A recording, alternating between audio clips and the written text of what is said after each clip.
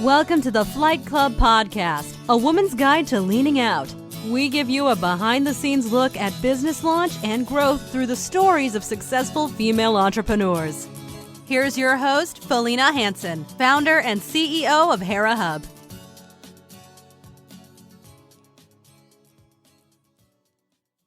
Hello and welcome. I'm super excited to have a conversation today with Dr. Diana Hoppy. She is a board-certified OB/GYN specializing in women's health and hormonal wellness. And she's also the founder of Amazing Over 40, an international forum for education, inspiration, and connection. And you can find her online at Amazing Over 40, the number 40.com. Welcome to the show today, Dr. Diana. No, thank you, Felina. It's so fun to be here with you. Yeah, I'm excited to share your story. So we're going to go way back. You're a California girl, just like myself. You grew up in the Los Angeles area. I grew up on the Central Coast up near San Luis Obispo. So both Cali girls, both blonde Cali girls, right? Exactly. I have a few more highlights than you do. So I'm more of a brownish blonde, and not as nice as your fully blonde, but good enough though. Yes. There we go. Exactly. And I will give our listeners a little tip. You are quite a dancer. We had a Hera Hub dance party recently, and you were rocking it, girl. You have to have some fun once in a while, let that loose. Totally. It's good for your health, right? Absolutely. Yes. I love it. Okay. So you grew up in LA. Talk to us about some of the early education choices. What did you aspire to be, and take us down your education career path? Because you are a quite educated woman.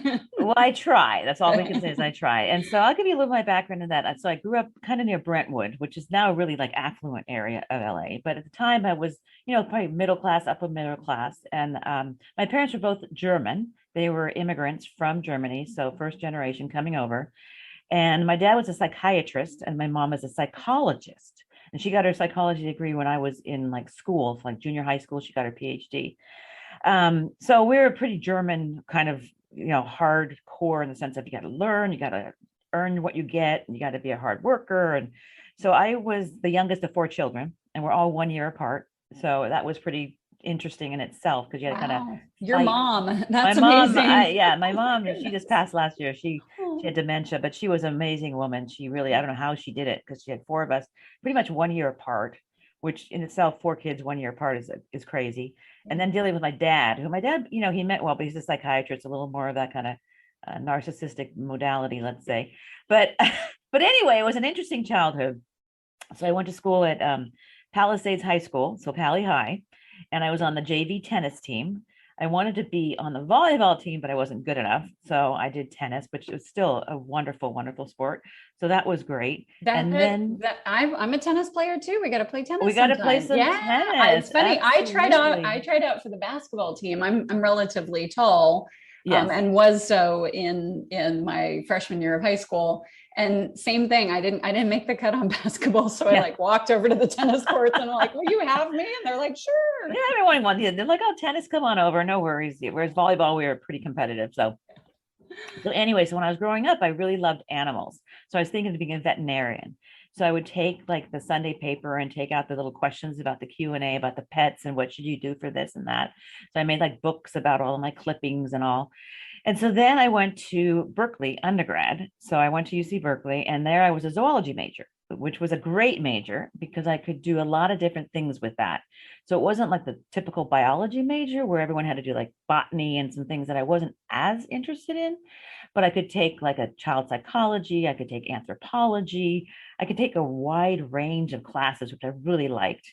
And the zoology majors were a little less intense than the biology majors at Berkeley, because it was pretty intense would be a low word for that, be a mild word for how it was then. So I wanted to get into medical school.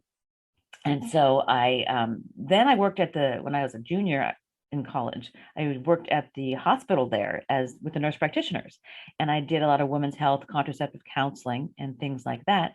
And then I decided that maybe I should go to medical school instead of veterinary school. because I feel like at the time there weren't many women in medicine. And so I thought, well, maybe I could do more good in the sense of being medical school. So I shifted from going from veterinary school at like maybe UC Davis to going to medical school. And then I was able to get into UC San Diego, which was my first choice. And that was like heaven. Because I remember I interviewed and I got into UC Davis, which was also an amazing school. But UC San Diego was like, it was like paradise, it's like San Diego, you're by the beach, it's in La Jolla. It was like a dream come true. So I was so ecstatic when I was able to come here to San Diego for medical school. Then I completed my medical school and then I wanted to go into OBGYN because I liked women's health that I mentioned before. And I really liked general surgery also, but at the time, general surgery was pretty tough for women in that there weren't many women and you really had to do like double or triple what the men needed to do. And so I said, you know what, they look really miserable, whereas the OBGYNs were tired, but they were happy.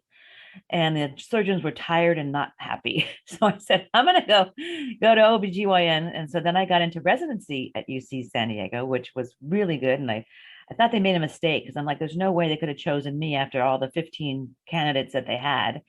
But they did. So I was really, again, gifted and honored to be able to do that. And then I did my residency. And then after residency, I decided to do something called locum tenens, where I traveled around the country, which also was really fun because I needed to get a little more flexible about, plans and patterns. And so traveling to different hospitals, being a doctor at different places, getting privileges, new staff, new people, that was a really fun trip. I went to like Bismarck, North Dakota, Minnesota, really wonderful parts of the United States. And that was fun. But then I returned to San Diego after I realized I loved the weather and just everything about San Diego. So that was in like 1994, 95.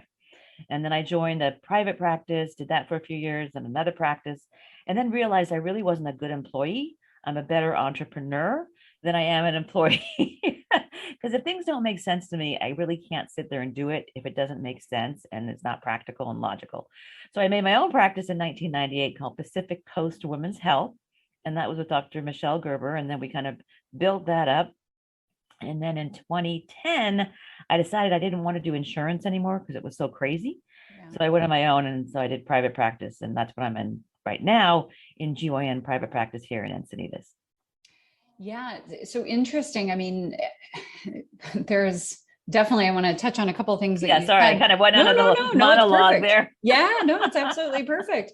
Well, it's interesting. I talk to a lot of physicians, here at Hera Hub, we have a handful of physicians and just through networking. And one of our locations is over by Bastyr, the Naturopath University. And so we get some folks wandering over there as well.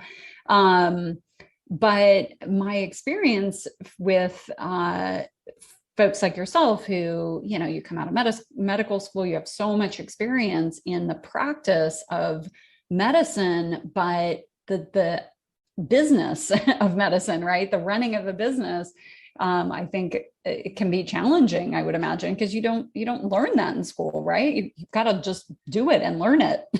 Absolutely. And it's funny about Bastyr, I actually had some of their students rotate through my office because they needed to get their hours, and they were really great students. I loved seeing their perspective on things and kind of mixing the Eastern and Western modalities. So that was wonderful.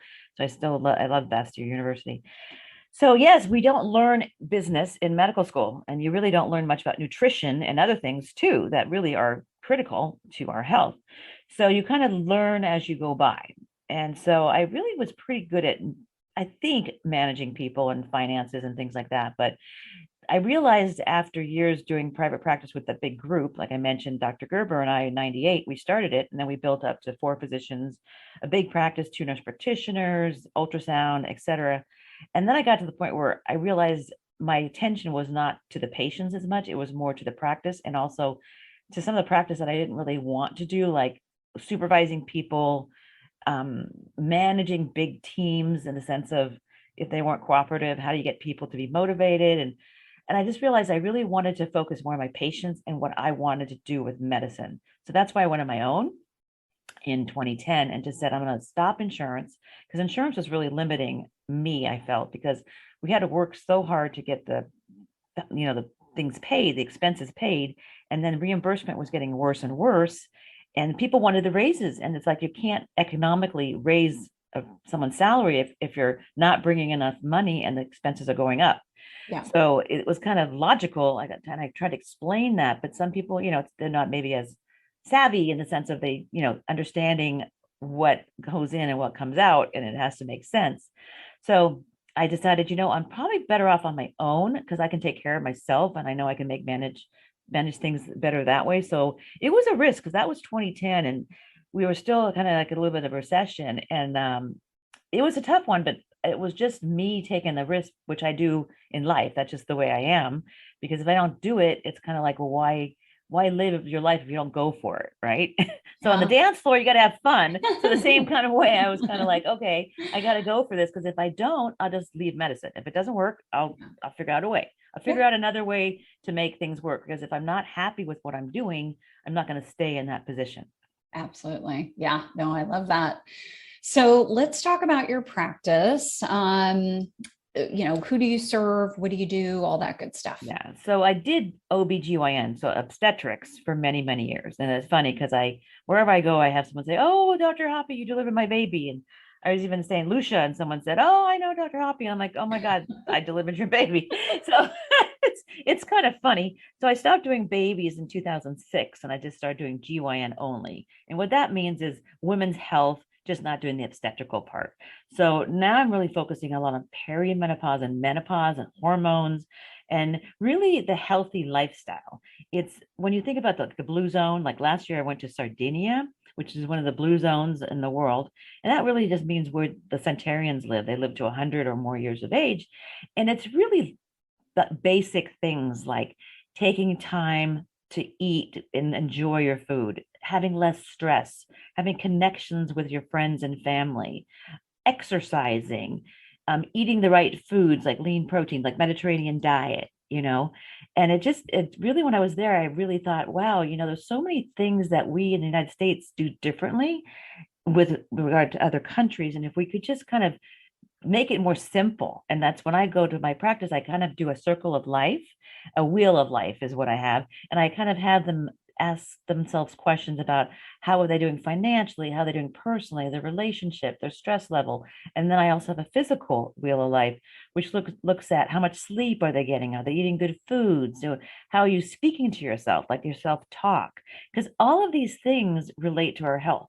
And if we can kind of see that we don't need a pill per se to make us happy, we can really find ways to make ourselves happy. But it comes from within. It can't obviously come from without, but having people around you that support you is always is a good thing too.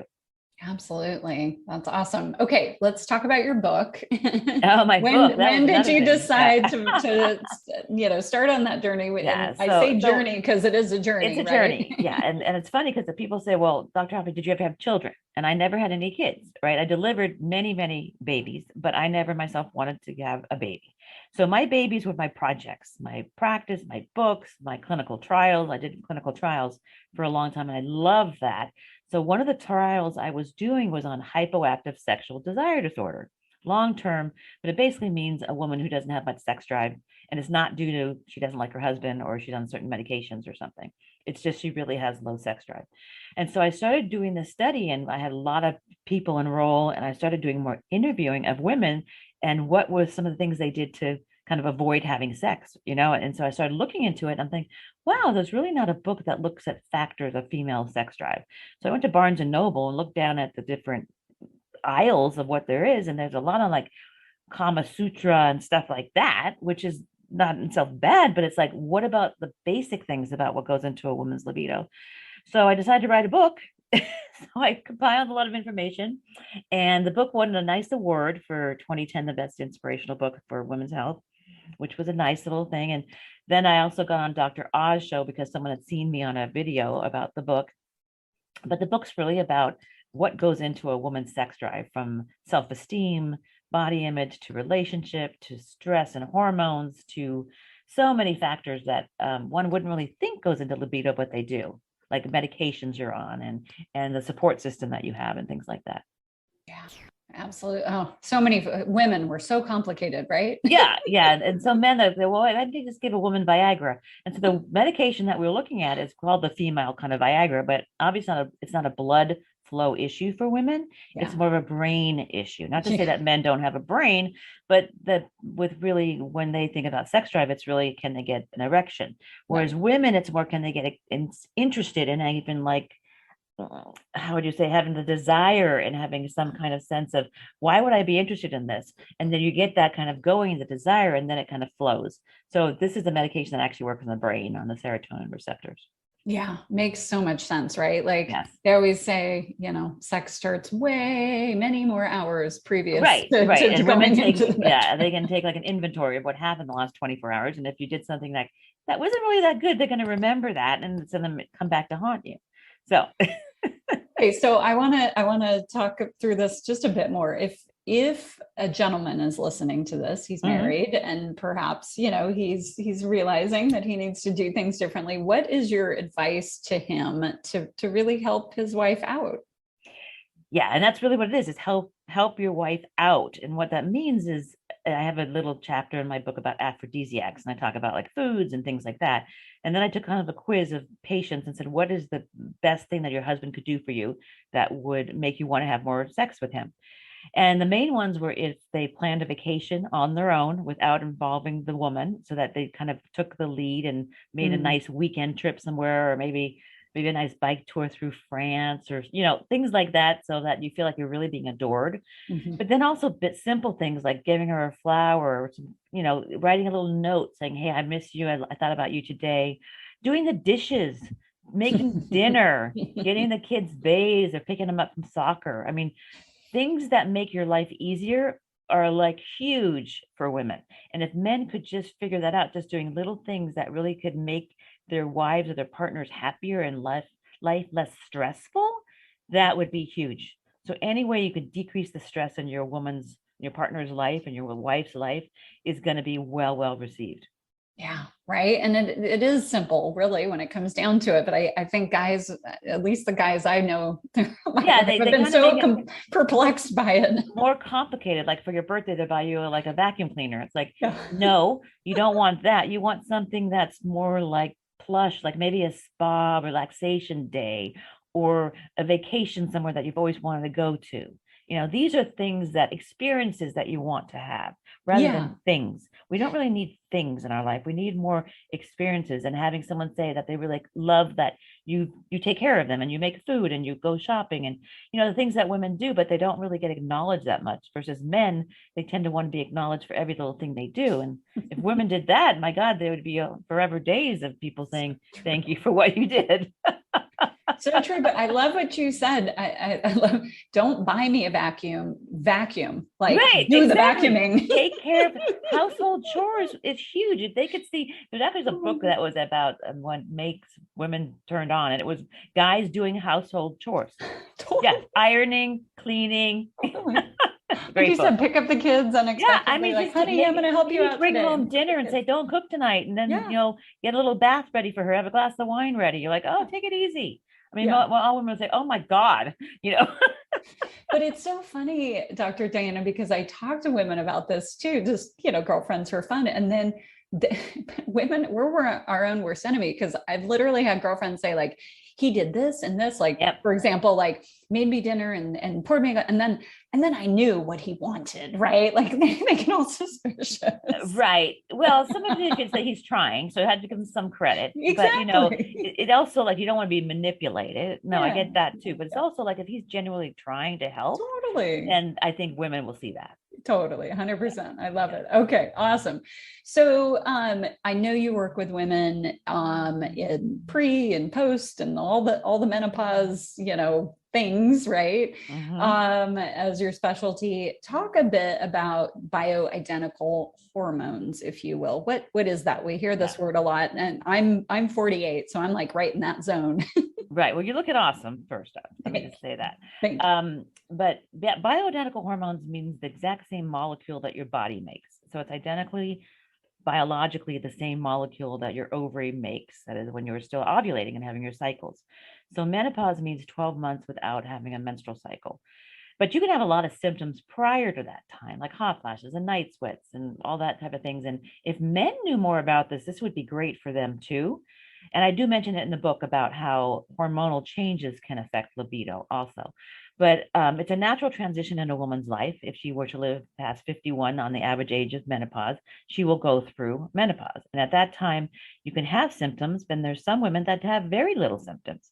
Then there's women who have very intense symptoms, and they come through my door saying, I need help. I can't think. I'm angry. Everything pisses me off. I'm irritable. I don't have the patience I used to have. Sex really hurts. I don't even care about sex. All these things that are happening that most women don't talk about that much with each other. So that's why I made that amazing over 40 site that you mentioned. So it's an online, it's where they can go and get information about what's happening to their bodies, because there's not a lot of talk. When we were growing up, my mom didn't talk to me very much about what's happening to my body and what happens when my period comes and all that stuff, much less menopause, right? And so I think that it's really a worthy site, and is well needed, because I think there's not a lot of discussion on it, and it's something that every woman will have. And if men understood it more, they'd not take it personally when someone says, well, a woman says, I don't really want that interested in sex. It's not necessarily him. It's a lot of transition in her too that can happen. So bioidentical means hormone therapy, that we replace the hormones that your body was making. It's not a full replacement. It's talking a very little amount that can do a huge benefit. Makes sense. Yeah, absolutely. So Diana, if somebody wants to pick up your book, Healthy Sex Drive, Healthy You, that's the title, is that right? Right. And then the subtitle is What Your Libido Reveals About Your Life.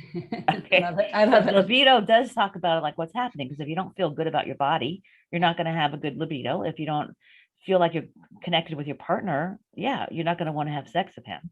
So it goes into very logical things, and it's still very timely. It was published in 2010, but it's still a very good book. I think that men should read also. Yeah. Whenever a woman picks up a copy, I say, share it with your partner, and I kind of sign it to both of them if they want. But sometimes the woman says, oh no, I'll just put it by the bedstand and then he'll find it. You're like, okay, well, maybe just read some pages with him. And that's a good thing too, because they're like, yes. Oh, I didn't know that. So it's a really good book, I think, for both sexes, just to kind of better understanding of each other. And it was a fun book to write. I loved writing that book. It took a long time. It was about 3 years, because I was still working, all the time. But I'm thinking about maybe writing another book. I'm not sure yet, but there's so much. I write blogs every week. So if you go to my website, you'll see my blogs. And I recently just got back from Africa, which was an amazing, amazing trip. If you ever get a chance to see the animals, and my zoological background started coming back, and all the memories of my species, genus, family, class, order, the whole thing that we did. So it was really fun. And all the things I learned in the adaptational evolutionary biology part was really, really, really cool. So that was a really fun trip. I love to travel. I love to travel. And that's one of the things I'm going to do in the future, is do retreats for women, and have like amazing over 40 retreats. So women can have self-care. We can learn things. We can share experiences, and really have time where we can take a look at our lives and say what we really appreciate, and then what things we want to kind of work on, but also just appreciate and be grateful for what we have. Yeah, absolutely. Well, if I can put a plug in for your next book, definitely. I love the idea of a shared book, like truly shared, even like, some workbook sort of like, let's answer questions together. Because I seriously, Dr. Diana, I talked to so many of my girlfriends about this, and it is, it needs to be a conversation, right? Like, we as women, we learn, we educate ourselves, but like having something that really is approachable with our partner. I think, I don't know, just putting in a plug for that. Yeah, no, I appreciate that. And what's interesting is, in the book, I do have it at the end of each chapter, a questions for reflection. Awesome. So that is something that can be used also as kind of a talking point with your partner. But a lot of it is just finding time just to be together, and just being honest. Yeah. And saying what things are happening, what kind of doesn't make you happy, what makes you happy, just communication. And it's even spending time just walking together, cooking together, being together, but being together in the sense of intimately, in the sense of you're really connecting, not just going to the movies and sitting there. It's like, sure, let's talk about it, or what did you like about it? And so it's really going to a level of more personal and honest kind of level of things. Yeah, no, it makes sense. And I can just hear everyone listening to this is going, well, I've got 3 kids tugging at me all the time. How am I supposed to do this? Right. And the thing is, you have to also, that's why he has to help. If he can help and just pick them up and make your life easier, because at the end of the day, most women they're done. The last, they have a to-do list, and their last thing they want to do at the end of the day is have sex, because you're like, I did the dishes. I've done everything. I've done 5 million things. And then you sit and watch TV and you want me to have sex with you. It's like, no, it's not going to happen. There you go. Don't turn on the TV. Just don't do it. Clean the dishes. There you go. Make me a bath. There's something. Yes, totally. 100%. I love it. So Dr. Diana, talk a bit about some of the things that you have on the horizon. So I'm changing my practice a little bit. I'm going to telehealth, which actually will open up more for like the Hera Hub and everyone that is globally interested in like kind of connecting with me and either having a consult or the retreats and all. So I'm going to change my office in the sense of I'm not going to be in the office. I'm going to have an office wherever I want to be, so I can travel, which I love to travel, and do retreats, which I love to do retreats.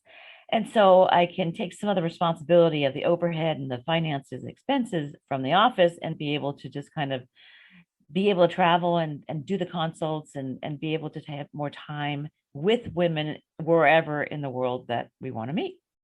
I love it. That's awesome. The new way of the world. The new way of the world. Post-COVID taught us. Yes, exactly. I know, right? That is so great. Well, I want to explore at some point. Maybe we could do a retreat together, because I do business strategic planning. Maybe it's like 2 parts, and then people can pick one or the other, or do both. Right? That's a great idea. Plus, you know how to market it better and I'm more like my patients and friends come, but I think globally we can get a lot of Hera Hub members would be interested, I think. Yeah. Let's talk more about that, because I love to travel too. We've done some domestic, some international. We did Greece the first year. We went to Temple of Hera. I want to go back to Greece. Oh, okay. We're going to do Greece. We're going to do that. All right, cool. Let's do Greece again. That's our next one. I like it. Awesome. Well, Dr. Diana, if folks want to get in touch with you, what's the best way for them to do that? So probably I'd go to the Amazing Over 40 site. So it's amazingover40.com, and they can subscribe, and they can also contact me. They can just write an email to the info@amazingover40.com. But the way to really connect to my blog posts and see what I'm doing is the best to go to the amazingover40.com site. Perfect. Awesome. Thanks so much for your time. It's been a fun conversation. Was fun. I want to do this again. Yeah. I love it. Thank you for joining this week's episode of Flight Club, sponsored by Hera Hub. We look forward to sharing more success stories with you soon.